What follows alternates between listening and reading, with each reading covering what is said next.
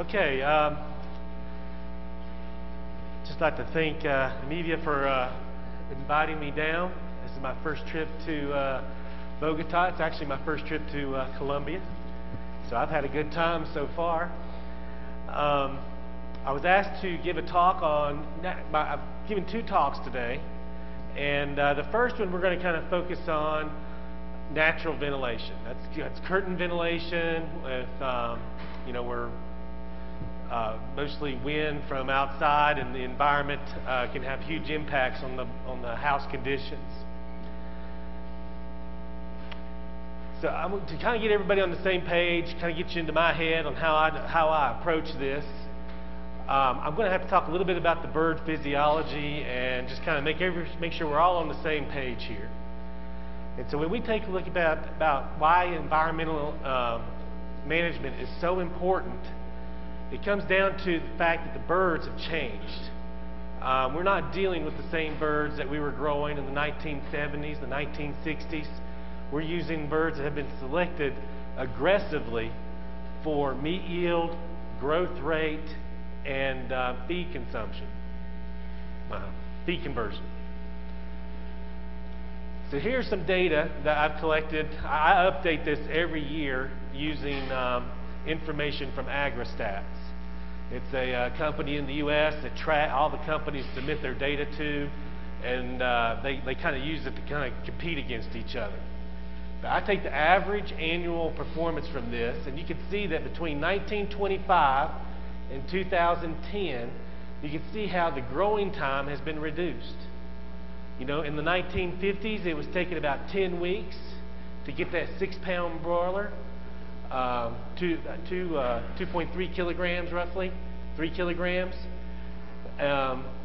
And now in 2010, we can get basically a 2.3 kilogram broiler in about 6 weeks. An incredible increase in growth rate. When we take a look at this, not only are we growing these birds a little faster, but we're growing them bigger as well. We've been selecting for that increased meat yield, bigger body weights, more breast meat. And you can see that we've got birds now that are bumping out around, this is the average weight for 2010, was around 6 pounds. So that means this is average.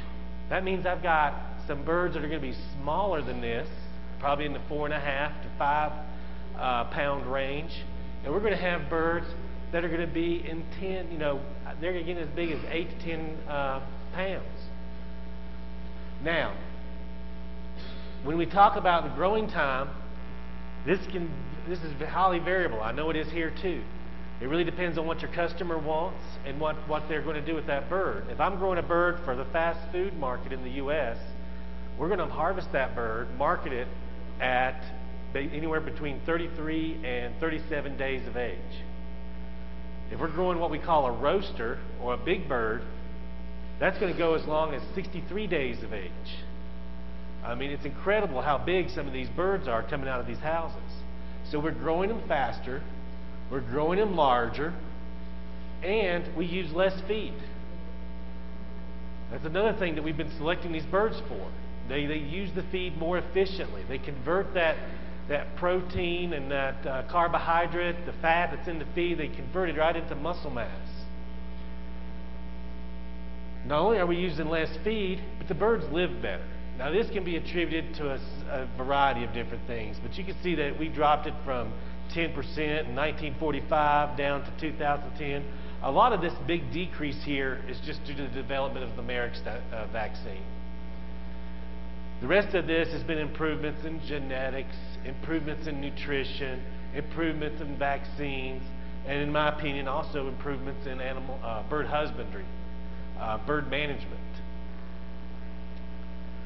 So this is the Athens Renda bred, the 1957 bird. I know you all have seen several pictures of this over the last couple of days, but basically this is a study that was done at North Carolina State University, and they processed these birds at different ages.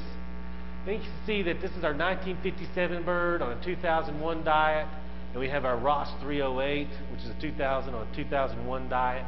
And I mean, the picture's pretty self-explanatory. You can see